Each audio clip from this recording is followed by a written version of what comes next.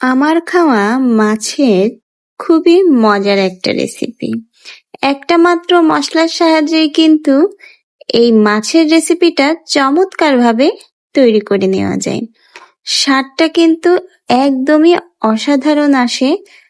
আর আমাদের ঘরে রয়েছে এমন কিছু মশলা দিয়েই কিন্তু এই মাছের রেসিপিটা তৈরি করে নেওয়া যায়। তো আজকে আমি আপনাদের সাথে ট্যাংরা মাছ দিয়ে ঘরোয়া মশলায় আর একটা বিশেষ মশলায় মাছটা রান্না করে দেখাবো।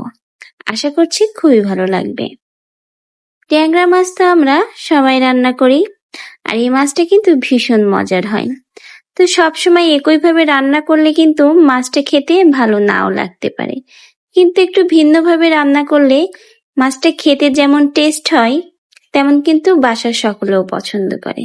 তো এখানে আমি বেশ কয়েকটা ট্যাংরা মাছ খুব ভালো করে ক্লিন করে নিয়েছি। আর মাছের সাইজটা মোটামুটি বড়, আর এর ভিতরে একটা মাছ এইটা অনেক বেশি বড়। তো মাছগুলো ভালো করে ধুয়ে কেটে পরিষ্কার করে নিয়েছি। আর এই যে আলুগুলোও কিন্তু খুব সুন্দর করে কেটেছি। আলুগুলো একটু পাতলা করে লম্বা লম্বা করে কেটেছি। আর এখানে আলুটা আপনারা স্কিপ করতে পারেন, কিন্তু আমি আলু দিয়ে রান্না করব, কারণ ট্যাংরা মাছের এই রান্নাটা আলু দিয়ে করলেই আমার কাছে বেশি স্বাদের মনে হয়। তো মাছ আর আলুটা ভালো করে ধুয়ে কেটে পরিষ্কার করে নিয়েছি। আর মাছটা যখন আপনারা ধুবেন একটু গরম পানি দিয়ে ধুলে ট্যাংরা মাছ দিয়ে আর কোনোরূপ গন্ধ আসার সম্ভাবনা থাকে না। এখন চলে যাই মাছের রেসিপিটা রান্না করার জন্য। একটা শুকনা কড়াইতে কিছুটা গোটা জিরা আমি ভেজে নিচ্ছি, আর এই জিরাটা ভাজার পরে ভালো করে গুঁড়ি করে নিব। আর সেই গুঁড়া মশলাটাই আমি এই রেসিপির ভিতরে দিব। তো এটা কিন্তু সিক্রেট কোনো মশলা না। তো সিক্রেট যে মশলাটা আপনাদের সাথে আমি শেয়ার করব এই আজকের রেসিপির জন্য, তো সেটা অবশ্যই আপনাদেরকে আমি দেখিয়ে দিব। পরিমাণ মতো তেল দিয়ে গরম করে নিচ্ছি। আর এই হলো সেই সিক্রেট মশলা। তো এখানে কিন্তু আমি 1.5টার মতো মিডিয়াম সাইজের টমেটো দিয়েছি, ধনিয়া পাতা দিয়েছি 1 মুঠ পরিমাণ, আদা এবং রসুন। ভালো করে কিন্তু মশলাগুলো আমি পেস্ট করে নিয়েছি। এই যে দেখুন, খুব সুন্দর করে কিন্তু আমি মশলাটা ব্লেন্ড করে নিয়েছি। পেঁয়াজটা স্কিপ করেছি, আপনারা চাইলে দিতে পারেন। তো এটাই হলো সিক্রেট মশলা। এই মশলাটা এখন আমি তেলের ভিতরে দিয়ে ভালো করে ভেজে নিব।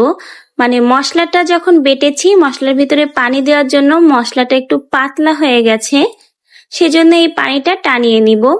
আর এভাবে একবার মশলা তৈরি করে আপনারা ট্যাংরা মাছটা রান্না করে দেখবেন, এতটা স্বাদ হয় যে যদি আপনি একবার রান্না না করেন এরকম ভাবে তাহলে বুঝবেন না।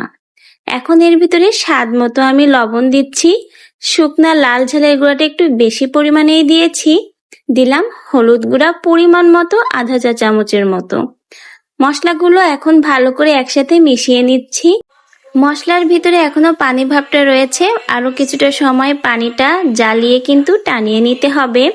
আর মশলাটা ঘন হয়ে আসলেই কিন্তু এর ভিতরে মাছটা দিতে হবে। অনেকভাবে ট্যাংরা মাছের রেসিপি আপনারা করে খান, একবার এভাবে করে খেয়ে দেখবেন, এতটা টেস্টি হয় যে একবার এভাবে করলে আপনি বারে বারে এভাবেই ট্যাংরা মাছের রেসিপি করবেন। তো মশলাটা ঘন হয়ে যাওয়ার পরে এখন আমি একে একে মাছগুলো দিয়ে দিচ্ছি। আর মাছটা কিন্তু বেশ সময় নিয়েই কষাতে হবে। আর এই কষানোর ভিতরে কিন্তু মাছের যে একটা গন্ধ থাকে, যা আষ্টে ভাব থাকে গন্ধের, সেটা একদমই চলে যাবে। মিডিয়াম হিটে রেখে সময় নিয়ে মাছটা আপনাদের কষিয়ে নিতে হবে।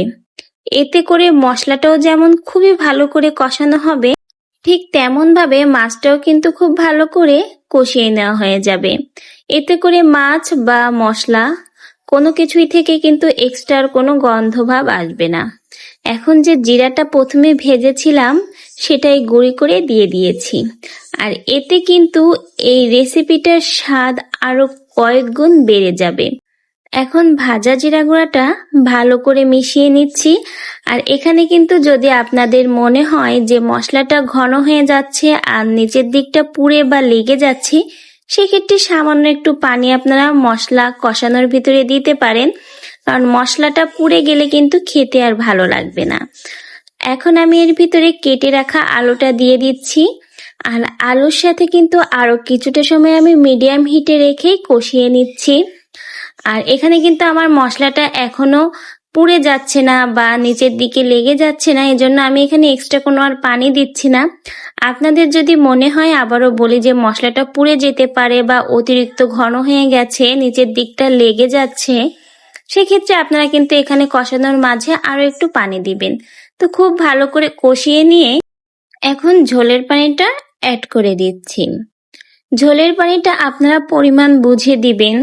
আপনাদের মাছটা কেমন কষানো হয়েছে সেটা বুঝেই কিন্তু আপনারা এখানে ঝোলের পানি অ্যাড করে দিবেন। আমি এখানে 1 মগ পরিমাণ ঝোলের পানি অ্যাড করেছি। যেহেতু আলুটা কিন্তু খুব একটা বেশি সময় আমি এখানে কষিয়ে নেইনি, আর মাছের সাইজটাও আমার একটু বড় রয়েছে, এজন্য আমি এখানে একটু বেশি পানি দিয়েছি, 1 মগ পরিমাণ। এখন ঢাকনা দিয়ে রান্না করে নিব। আর এখানে যদি আপনাদের মনে হয় ঝাল লবণ কিছু অ্যাড করতে হবে, সেক্ষেত্রে আপনারা টেস্ট করে অ্যাড করে নেবেন। দেখুন খুব ভালো করেই কিন্তু জাল উঠে গেছে, আর কালারটা কিন্তু এখানে একটু সবুজ সবুজ আসবে, খুব বেশি কিন্তু টকটকে লাল কালার আসবে না, কারণ এখানে ধনিয়া পাতাটা বেটে দিয়েছি, টমেটো বেটে দিয়েছি, এজন্য কালারটা কিন্তু হালকাই আসবে। আর এরকম হালকা কালার বা হালকা মশলার তরকারি কিন্তু খেতে বেশি ভালো লাগে আমার কাছে। গরমের সময় এরকম একটা রেসিপি হলে দেখবেন আপনি অনেকটা ভাতই তৃপ্তি সহকারে খেতে পারবেন। তো এই যে দেখুন আমার কিন্তু অনেকটাই ঝোল এখানে টেনে গেছে, আর এখানে আলুটা কেমন সেদ্ধ হয়েছে সেটা আমি একটু চেক করে নিব। আলুটা দেখুন খুব সুন্দর করে নরম হয়ে গেছে, আর ঝোলটা এত বেশি রাখবো না, আর একটু ঝোল আমি এখানে কমিয়ে নিব। আর আপনারা পছন্দ মতো ঝোল রাখবেন, যেমন আপনারা খেতে চান বা পছন্দ করেন সেই রকমেরই ঝোল রাখতে পারেন। তো আমি আরেকটু গ্রেভিটা ঘন করে নিব। ট্যাংরা মাছের এই রেসিপিটা কিন্তু গরম ভাতের সাথে খেতে ভীষণ ভালো লাগে। আপনারা একবার আমি যেভাবে রান্না করেছি এভাবে রান্না করে গরম ভাত দিয়ে খেয়ে দেখবেন, এতটা টেস্ট হয় যে স্বাদটা কিন্তু আপনি ভুলবেন না। আর বাসায় মাছ আনলে একবার হলেও এভাবে রান্না করে খাবেন। তো এই যে আমি কিন্তু গ্রেভিটা আর একটু ঘন করে নিয়েছি, এর থেকে বেশি আর ঘন করব না, কারণ যখন ঠান্ডা হয়ে যাবে এর থেকে আরো একটু ঘন হয়ে যাবে।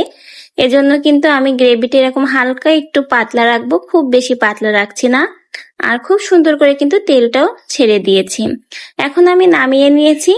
মাশাআল্লাহ দেখুন আমার কিন্তু ট্যাংরা মাছ দিয়ে আলু রান্নাটা হয়ে গেছে। এত মজা হয় এই ট্যাংরা মাছ আলু দিয়ে রান্না করলে এভাবে। আর এখানে যে মশলাটা আমি বেটে দিয়েছি সিক্রেট মশলা, এই মশলা দিয়ে রান্নার জন্য কিন্তু এই ট্যাংরা মাছের রেসিপিটা আরো কয়েক গুণ টেস্টি হয়েছে। আপনারাও বাসায় এভাবে একবার রান্না করে দেখবেন, আপনাদেরও কিন্তু অনেক বেশি ভালো লাগবে, আর বাসার সকলেও কিন্তু অনেক বেশি পছন্দ করে খাবে। যারা কখনো ট্যাংরা মাছের রেসিপি এভাবে করে খাননি তাদের কাছে রিকোয়েস্ট হলো একবার এভাবে করে খেয়ে দেখবেন, আপনারও অনেক বেশি ভালো লাগবে। আর এই রেসিপিটা তৈরি করা কিন্তু ভীষণ সহজ। বাসায় যে সকল উপকরণ থাকে, যে মশলা থাকে আমরা সচরাচর রান্না করে খাই, সে সকল মশলা দিয়ে কিন্তু রেসিপিটা তৈরি করে নেওয়া যায়। অতিরিক্ত কোনো মশলার এখানে প্রয়োজন হয় না, আর ভীষণ সহজভাবে রান্না করা যায় অল্প সময়ের ভিতরে। আশা করছি আপনাদের কাছে আমার আজকের রেসিপিটা ভালো লেগেছে, আপনিও বাসায় ট্রাই করবেন। আর আজকের ভিডিও থেকে এখানেই বিদায় নিচ্ছি, সবাই ভালো থাকবেন। আল্লাহ হাফিজ, আসসালামু আলাইকুম।